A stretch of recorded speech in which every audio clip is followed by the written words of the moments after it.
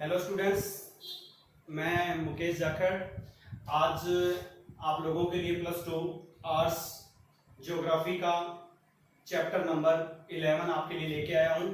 और chapter number पहले हम कुछ सेकंड और चैप्टर नंबर 4 के बारे में चर्चा कर चुके हैं, तो आशा है भी आप लोगों ने वो चैप्टर तैयार कर लिए होंगे।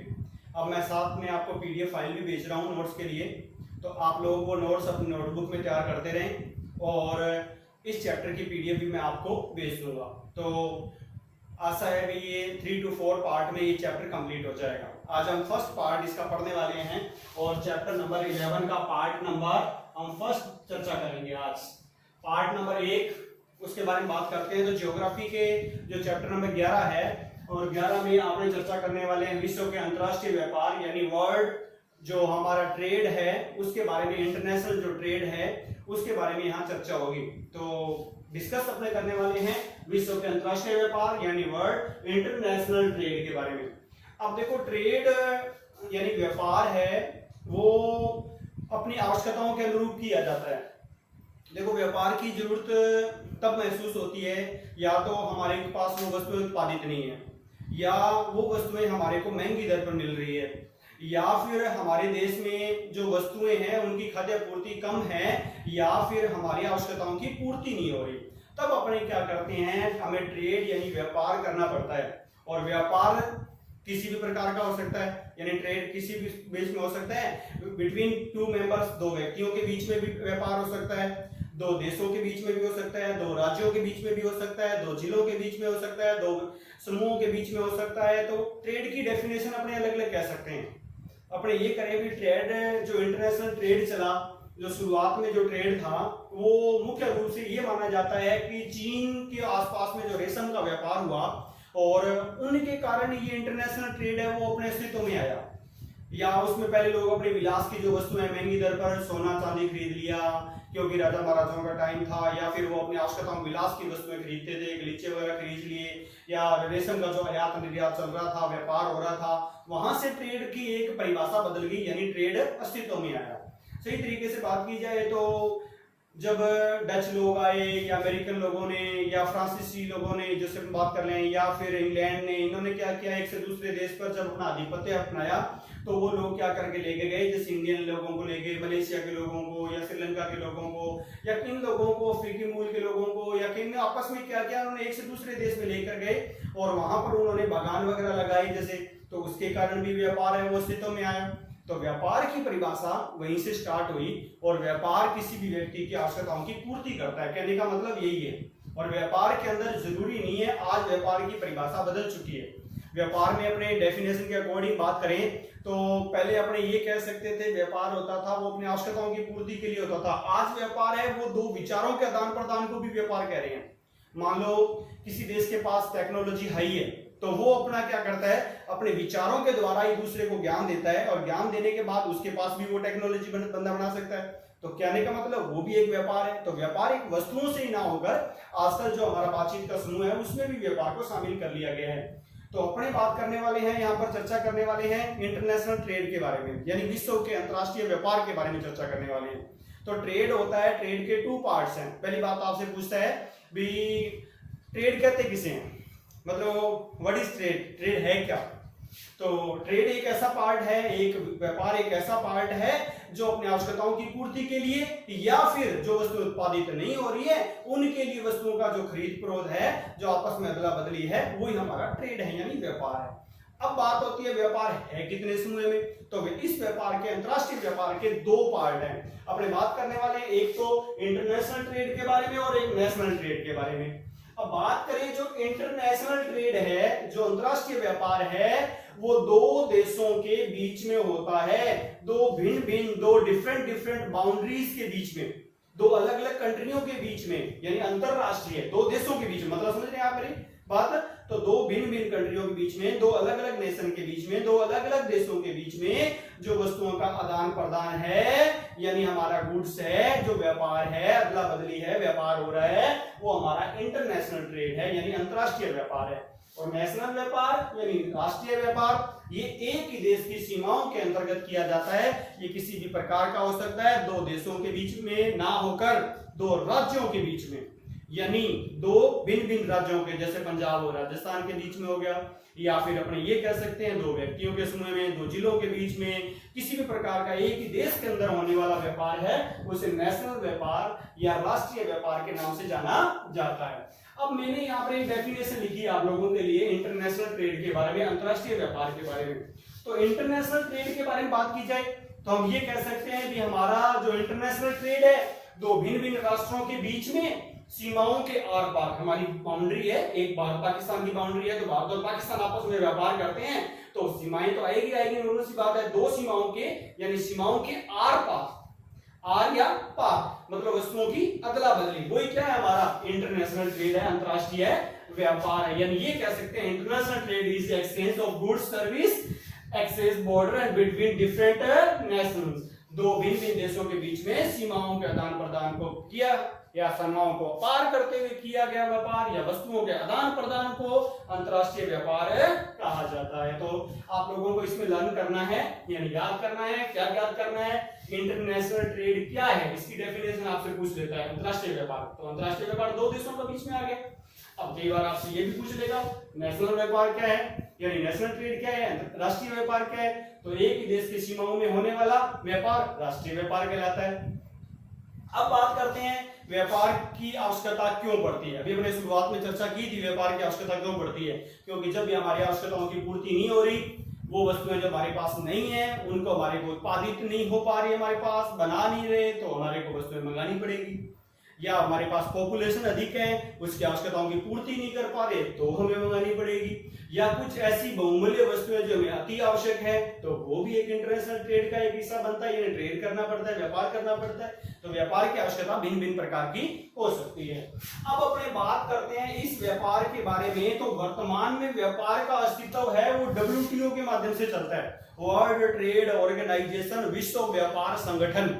WTO, मेरी बात सुने आप लोग, WTO विश्व व्यापार संगठन, वर्ल्ड ट्रेड ऑर्गेनाइजेशन दुनिया के अंदर व्यापार की देखरेख की प्रक्रिया अपनाता है। स्विट्जरलैंड जिनेवा में इसका मुख्यालय बना हुआ है, स्विट्जरलैंड जिनेवा में। तो ये आप लोगों को ध्यान भी रखना है।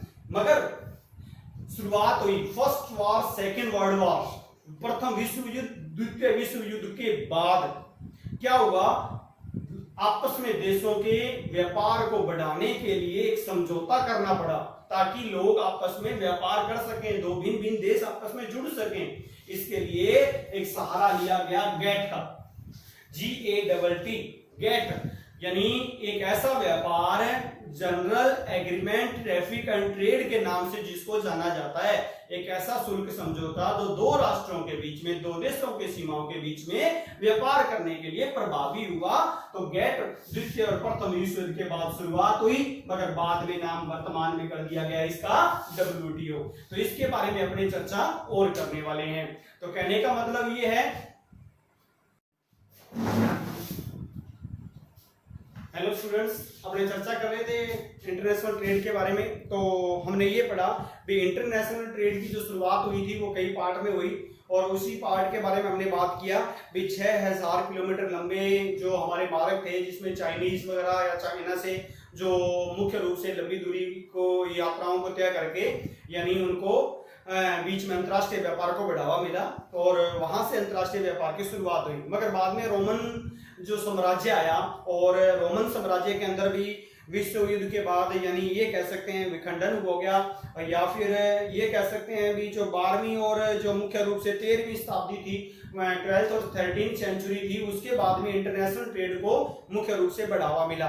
तो आप लोगों ने याद रखना है जो इंटरनेशनल ट्रेड है वो तृतीय क्रियाकलाप का हिस्सा है, यानी टेरिटरी जो एक्टिविटीज है, यानी तीसरा क्रियाकलाप, उसमें इंटरनेशनल ट्रेड यानी व्यापार को शामिल किया जाता है। तो हमने अलग अलग इसके जो एक्टिविटीज है उसमें अलग अलग क्रियाकलाप पढ़ने हैं। तो हमने उसके टोटल 5 पार्ट पढ़ने वाले हैं, 5 भाग पढ़ने वाले हैं। प्राथमिक क्रियाकलाप, द्वितीय और तृतीय और चतुर्थ और पंचम। तो जो थर्ड पढ़ रहे हैं, यानी जिसको टेरिटरी एक्टिविटीज के नाम से जाना जाता है, तृतीय क्रियाकलाप के नाम से जाना जाता है, उस अंतरराष्ट्रीय व्यापार के बारे में चर्चा कर रहे हैं अपने यहाँ पर। तो कहने का मतलब ये है कि 15वीं शताब्दी में जो यूरोपीय उपनिवेशीकरण आया, और उसके बाद मुख्य रूप से व्यापार में एक स्वरूप में परिवर्तन आता गया और धीरे धीरे अंतरराष्ट्रीय व्यापार को बढ़ावा मिलने लग गया। फिर हमने चर्चा की भी सेकेंड वर्ल्ड वॉर और मतलब फर्स्ट वर्ल्ड वार के बाद सेकंड वर्ल्ड वार आया, सेकंड वर्ल्ड वार के बाद में ही गेट को लागू कर दिया गया और गेट लागू होने के बाद उसको वर्तमान में WTO बना दिया गया और WTO आज विश्व में अंतरराष्ट्रीय व्यापार की देखरेख का कार्य करता है। तो अब इस चैप्टर में अपने टॉपिक आगे पढ़ने वाले हैं। अब तक हमने एक जो इंटरनेशनल ट्रेड था, विश्व व्यापार संगठन के बारे में थोड़ी सी बात की और या ये कह सकते हैं भी मुख्य रूप से अंतरराष्ट्रीय व्यापार की एक डेफिनेशन और उसके पार्ट्स के बारे में हमने चर्चा की। अब अपने आगे पढ़ने वाले हैं अंतरराष्ट्रीय व्यापार के आधार के बारे में चर्चा करेंगे, यानी हमारी जो इंटरनेशनल हिस्टोरिकल कंडीशन थी ट्रेड की, उसके बाद का पार्ट यानी आधार है किस पे इंटरनेशनल ट्रेड है वो टिका हुआ है, स्टेबल है, उसके बारे में यहां पर अपने चर्चा करेंगे। हेलो स्टूडेंट्स, गुड मॉर्निंग, कैसे हैं आप लोग? आशा है कि आप घर पे होंगे, स्वस्थ होंगे और अपने चैप्टर नंबर 11 शुरू कर लिया था, इंटरनेशनल ट्रेड यानी अंतर्राष्ट्रीय व्यापार। और अंतर्राष्ट्रीय व्यापार का हमने फर्स्ट पार्ट पढ़ लिया था और जिसमें हमने उनकी डेफिनेशन और उसके टाइप्स के बारे में चर्चा की थी, यानी कहने का मतलब उसकी परिभाषा और उसके प्रकार, और थोड़ा हमने ये भी पढ़ा भी कुछ समथिंग ये भी पढ़ा भी इंटरनेशनल ट्रेड होता क्यों है, क्यों करना पड़ता है, यानी उसकी हमारी लिमिटेशन क्या थी, उसके बारे में भी हमने चर्चा की थी। अब अपने इंटरनेशनल ट्रेड के बारे में थोड़ा सा निकलकर आगे टॉपिक स्टार्ट करते हैं, यानी हम 11 चैप्टर यानी चैप्टर नंबर 11 यानी इंटरनेशनल ट्रेड यानी अंतरराष्ट्रीय व्यापार के बारे में आज पार्ट नंबर 2 के अंदर चर्चा कर रहे हैं और पार्ट फर्स्ट हमने रीडिंग कर ली है। पार्ट नंबर 2 में हम बात करने वाले हैं अंतरराष्ट्रीय व्यापार के संसाधनों की भिन्नता और उसके जनसंख्या के कारक के बारे में, यानी कहने का मतलब है अंतरराष्ट्रीय व्यापार के आधार यानी बेसिस ऑफ इंटरनेशनल ट्रेड, यानी उसका बेस क्या है इंटरनेशनल ट्रेड का। इंटरनेशनल ट्रेड है, अंतरराष्ट्रीय व्यापार है, वो हमें क्यों करना पड़ता है, क्या आधार है, किस पे टिका हुआ है अंतरराष्ट्रीय व्यापार, यानी उसके ऊपर चर्चा करने वाले हैं। तो ये क्वेश्चन बहुत इंपॉर्टेंट है। इस लेसन में 4 to 5 क्वेश्चन ऐसे हैं जो कंफर्म ही है, क्वेश्चन पैट है, आएगा ही आएगा। और आई थिंक इस साल ये क्वेश्चन पूछा जा चुका है और जरूरी नहीं है भी ये क्वेश्चन रिपीट भी हो जाए। तो एक इंपॉर्टेंट क्वेश्चन के बारे में बात कर रहे हैं, अंतरराष्ट्रीय व्यापार के आधार यानी बेसिस ऑफ इंटरनेशनल ट्रेड के बारे में। इसके दो बेसिस है, दो बेस क्या है हमारे पास। एक तो ये हमारे पास राष्ट्रीय संसाधनों में भिन्नता, यानी हमारे पास जो डाइवर्सिटी है हमारी, उसका जो हमारा इंटरनेशनल ट्रेड है वो सोर्सेस हैं वो अलग अलग प्रकार के हैं, यानी हमारी डाइवर्सिटी जो इंटरनेशनल ट्रेड है वो सोर्सेस है उसके बारे में यहाँ पर अपने चर्चा करने वाले हैं। कहने का मतलब राष्ट्रीय संसाधनों में भिन्नता के बारे में चर्चा करेंगे। उसके बाद दूसरा टॉपिक हम अपने यहाँ पढ़ने वाले हैं जनसंख्या के कारकों के बारे में, यानी पॉपुलेशन जो हमारी है उसके फैक्टर के बारे में यहाँ पर चर्चा करेंगे। तो दो कारक यानी दो फैक्टरों के बारे में चर्चा होगी, बात करेंगे, उसके ऊपर डिस्कस करेंगे। फर्स्ट ऑफ राष्ट्रीय संसाधनों भिन्नता यानी diversity in international source, and then second part जनसंख्या कारक है यानी हमारे पॉपुलेशन फैक्टर्स क्या है उनके बारे में चर्चा होगी। फर्स्ट में हमारे पास 3 पार्ट हमारे को पढ़ने को मिलेंगे, 3 पार्ट या 3 पार्ट में रीडिंग करेंगे उसकी। 3 पार्ट हमारे पास क्या है, 3 पार्ट में फर्स्ट है भौगोलिक संरचना यानी फिजिकल जो हमारी स्ट्रक्चर है वो कैसी है उसके बारे में हम यहाँ चर्चा करने वाले हैं। देन सेकंड पार्ट पढ़ने वाले हैं खनिज संसाधन यानी मिनरल सोर्स क्या है हमारे, उसके बारे में चर्चा होगी। किसी भी राष्ट्रीय संसाधन में, राष्ट्रीय व्यापार में, किसी के देश के व्यापार में वहां के खनिज संसाधनों की महत्वपूर्ण भूमिका होती है, तो अपने मिनरल सोर्स के बारे में भी यहाँ पर चर्चा करेंगे। देन थर्ड पार्ट अपने जलवायु यानी क्लाइमेट की कंडीशन के बारे में चर्चा करेंगे जो ट्रेड को इफेक्ट डालती है, प्रभावित करती है। Then second part we are reading जनसंख्या कारक यानी population factor. Then first are cultural factor यानी सांस्कृतिक कारक। देन सेकंड जनसंख्या कारक यानी साइज ऑफ पॉपुलेशन यानी पॉपुलेशन के फैक्टर के बारे में चर्चा करेंगे। देन थर्ड पार्ट में अपने रीडिंग करने वाले हैं आर्थिक विकास की व्यवस्था यानी आर्थिक विकास हमारा कैसा है, स्टेज ऑफ इकोनॉमिक डेवलपमेंट कैसा है हमारा, उसके बारे में, कंडीशन के बारे में यहाँ चर्चा होगी। देन उसके बाद अपने बात करने वाले हैं विदेशी निवेश की सीमा। विदेशी निवेश की सीमा में लिमिट ऑफ फॉरेन इंटरनेशनल जो इन्वेस्टमेंट है वो कैसी है उसके बारे में भी अपने यहाँ पर चर्चा करेंगे। देन फिफ्थ पार्ट में अपने परिवहन यानी ट्रांसपोर्ट के बारे में चर्चा करेंगे। तो अपने बात करने वाले हैं इंटरनेशनल ट्रेड के बारे में। इंटरनेशनल ट्रेड में अंतरराष्ट्रीय व्यापार के आधार यानी उसका बेस कैसा है, बेसिस किस पे इंटरनेशनल ट्रेड है, व्यापार है वो टिका हुआ है, आधार क्या है उसका। तो अपने बात करते हैं इंटरनेशनल ट्रेड के आधार के बारे में। तो डिस्कस हमने पढ़ी भी इंटरनेशनल ट्रेड है वो हमारे को अति महत्वपूर्ण है। हमारे लिए कुछ संसाधन जो हम नहीं बना पाते, हमारे देश में नहीं है या किसी भी देश में नहीं है, तो उसे दूसरे देश से मंगाना पड़ता है और वो अपनी आवश्यकताओं की पूर्ति करता है। और वो व्यापार किस पे टिका होता है वही बात हो रही है। तो फर्स्ट ऑफ बात कर रहे हैं डाइवर्सिटी, जो हमारी नेशनल सोर्स हैं यानी राष्ट्रीय संसाधनों में भिन्नता। किसी भी देश में संसाधन होते हैं, मूलभूत आवश्यकता होते हैं। संसाधन देखो ऐसे पार्ट हैं जैसे हमारे पास खनिज हैं, वो हमारा एक संसाधन है। हमारे पास ऊर्जा के जो पार्ट हैं वो हमारे संसाधन हैं। तो संसाधन हमारी मूलभूत आवश्यकताओं की पूर्ति करते हैं और वो हमारे दैनिक जीवन का एक बहुत बड़ा हिस्सा होते हैं। मान लो किसी देश के पास संसाधनों की कमी है तो वो क्या करेगा, दूसरे देश से उसको ट्रेड करना पड़ेगा। किसी देश में संसाधन कम है तो उसको ट्रेड करना पड़ेगा। किसी देश में पॉपुलेशन बढ़ गई तो उसको संसाधनों की दूसरे देश से खरीदना पड़ेगा। तो कहने का मतलब ये है भी हमारी जो भौगोलिक संरचना है यानी फिजिकल जो स्ट्रक्चर है हर देश की अलग अलग होती है। हर देश में संसाधन होते हैं, अलग अलग होते हैं। कुछ देश ऐसे हैं जो मरुस्थलीकरण के पार्ट हैं, तो हो सकता है वहां पर खनिज तेल और मरुस्थलीकरण का पार्ट में संसाधन उनके पास हो, मगर वहां पर हो सकता है उनके पास अन्य संसाधन नहीं हो सकता है उनके पास गेहूं उत्पादन नहीं होता हो, उनके पास कपास उत्पादन नहीं होता हो, तो वो क्या करेंगे, उनको भी कॉटन की जरूरत पड़ने वाली है, उनको वीट की जरूरत पड़ने वाली है। तो देन आर वो परचेजेस, यानी कहने का मतलब वो दूसरे देशों से खरीदेंगे। तो यानी कि भौगोलिक संरचना होती है वो किसी भी व्यापार को प्रभावित करती है। फिर बात करते हैं मिनरल के बारे में यानी खनिज संसाधन के बारे में। और खनिज संसाधन आप लोग जानते हैं जी, खनिजों के मामले में जिस देश में खनिज ज्यादा है वो देश आज उतना ही शक्तिशाली है। अमेरिका को अपने क्यों शक्तिशाली मानते हैं, क्यों? क्योंकि अमेरिका कहता है मेरे पास सभी खनिजों की संसाधनों की पूर्ति है, इसलिए वो सभी देशों में दोष जमाता है। चाइना अपने क्यों पैर खड़े कर रहा है, क्योंकि उसके पास संसाधन ज्यादा है। भारत में संसाधनों की कोई कमी नहीं है, मगर हमारे ऊपर अंग्रेजों ने शोषण किया, हमारे संसाधनों की लूटखोर की, जिसकी वजह से हमारे को पीछे भी खिसकना पड़ा। जैसे अपने राजस्थान के बारे में पढ़ते आए हैं, खनिजों का अजायब अगर कहते हैं, 67 प्रकार के संसाधन है, खनिज हैं, वो अपने यहाँ पर मिलते हैं। तो कहने का मतलब खनिज किसी भी व्यापार का एक आधार होते हैं। अगर मान लो अपने को गोल्ड चाहिए, उस देश में है ही नहीं, तो उसे दूसरे देश से परचेज करना पड़ेगा। तो संसाधन भी इफेक्ट डालते हैं। थर्ड पार्ट जलवायु, उसकी क्लाइमेट कैसी है। अब क्लाइमेट तो आप जानते हो कि बहुत बड़ा इफेक्ट डालती है।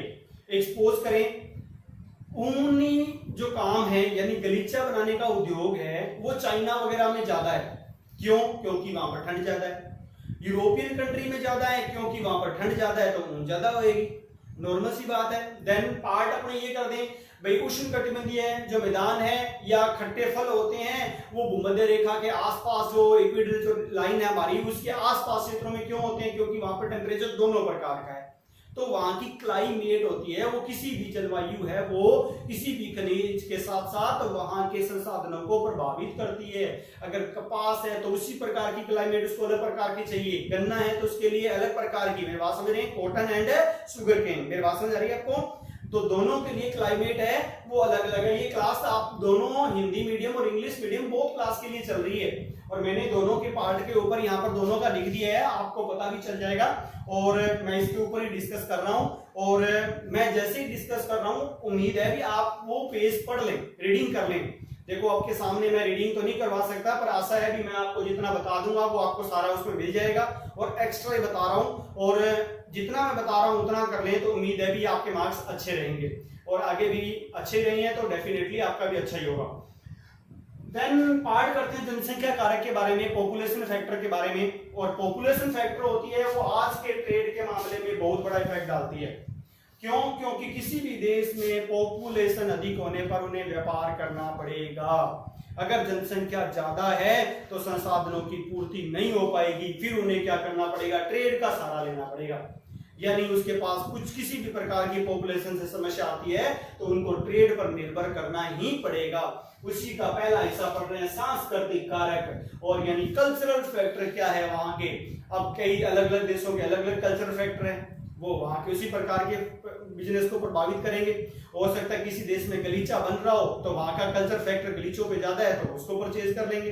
देन हो सकता है भारत में कोई विशेष प्रकार की कल्चरल कंडीशन है, अलग अलग राज्यों के अलग अलग है, तो अलग अलग तरीके से व्यापार को प्रभावित करते हैं। तो कल्चरल कंडीशन है, सांस्कृतिक कारक है, प्रभावित करते हैं। देन जनसंख्या कारक, ये तो साइज ऑफ पॉपुलेशन, ये तो आप समझ गए होंगे, बार बार बात कर रहे हैं साइज ऑफ पॉपुलेशन, जनसंख्या का आकार, जनसंख्या छोटी है, बड़ी है, कम है, ज्यादा है, उसके बारे में बात होगी, तो वो भी ट्रेड को प्रभावित करते हैं।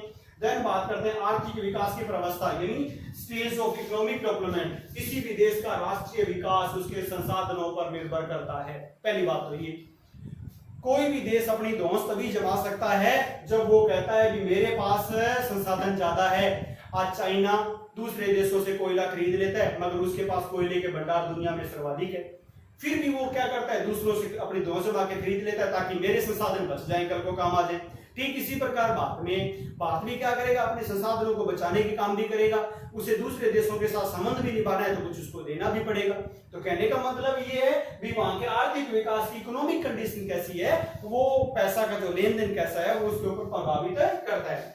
फिर कहता है एक इंटरनेशनल ट्रेड की एक लिमिट होती है, यानी विदेशी निवेश की जो सीमा होती है, लिमिट ऑफ फॉरेन जो इन्वेस्टमेंट है वो उसकी एक सीमा है, उस सीमा तक अपने व्यापार करते हैं। देखो कोई भी देश का बजट बनता है तो वो क्या करते हैं, एक सीमा निर्धारित कर लेते हैं, हमें इतना ट्रेड किस देश के साथ करना है, इतना और किसी देश के साथ करना है, क्या हमारा हिस्सा होगा। तो वो एक पहले से एक प्लान होता है और वो एक सीमा निर्धारित कर इंटरनेशनल ट्रेड को किया जाता है। फिर अपने बात करते हैं परिवहन, ये तो आप लोग समझ गए होंगे, परिवहन नहीं है तो व्यापार होगा ही नहीं, परिवहन से जुड़ा हुआ है तो व्यापार सरलता से होगा। पहले लोग क्या करते थे, पुराने टाइम में लोग परिवहन करते थे पशुओं के माध्यम से, तो वो क्या करते थे, पशुओं पे लाद के लेके आते थे। जैसे भारत में रेशम के बाग कीड़े लेके आए, ऐसे माना जाता है भी चाइना में हमारे साधु गए थे, चुरा के ले आए, तो वो कहां से गए, वो पशुओं के माध्यम से या इस तरीके से उन्होंने आने जाना शुरू किया। फिर व्यापार हुआ, घोड़ा गाड़ी पर आ गया, फिर व्यापार हुआ A4 व्हीकल पे आ गया, आज व्यापार है वो जलयानों के माध्यम से और एयर के माध्यम से हो चुका है। तो व्यापार की परिभाषा परिवहन पे डिपेंडेबल होती है, यानी परिवहन के साधन जहां पर सुगमता से विकसित हैं, ज्यादा हैं, अच्छे तरीके से सुनियोजित हैं, रेल मार्गों से, सड़क मार्गों से, जल मार्गों से, वायु मार्गों से अगर वो जुड़े हुए हैं तो वहां पर व्यापार है, इंटरनेशनल ट्रेड है या कोई भी व्यापार है वो ज्यादा बढ़ावा मिलेगा। तो ये हमारे कुछ बेस थे जो हमारे व्यापार के लिए एक जरूरी पार्ट है। तो कहने का मतलब ये था कि आज हमने चर्चा की है अंतरराष्ट्रीय व्यापार के आधार के बारे में। अब नेक्स्ट वीडियो में मैं आपके लिए नेक्स्ट टॉपिक लेके आऊंगा और उम्मीद है भी अपने कुछ ही टाइम में इस चैप्टर को पूरा कर लेंगे। और इस चैप्टर की पीडीएफ मैं आपको ग्रुप में डाल दूंगा, आप वहां से इसकी पीडीएफ ले लें और उसके नोट्स हैं सारे बने हुए हैं, छोटे क्वेश्चन और बड़े क्वेश्चन, यानी S1 S2 S3 जो भी पार्ट है हमारा, शॉर्ट क्वेश्चन से लेकर ऐसे टाइप के जो क्वेश्चन है वो अलग अलग पार्ट में मैंने डाल दिए हैं, आप उनको लिख लें और आशा है भी आप उनको तैयार कर लेंगे और उनको रीडिंग में लेकर आए। एक चीज को बार बार रिवीजन करें, बार बार पढ़ें तो आपको डेफिनेटली तैयार होगा। तो ऐसी उम्मीद, ऐसी एक शुभकामनाओं के साथ मैं आपको गुड विशेस देता हूं और उम्मीद करता हूं कि आप घर पे इस चैप्टर के बारे में आप थोड़ा डिस्कस भी करेंगे आपस में और साथ में बुक का सहारा लेकर उसमें रीडिंग करेंगे और डेफिनेटली आपको चैप्टर तैयार होगा। एनीवन अगर कोई आपको प्रॉब्लम आती है तो आप मेरे को कॉल कर मेरे से कंसल्ट भी कर सकते हैं। Good bye.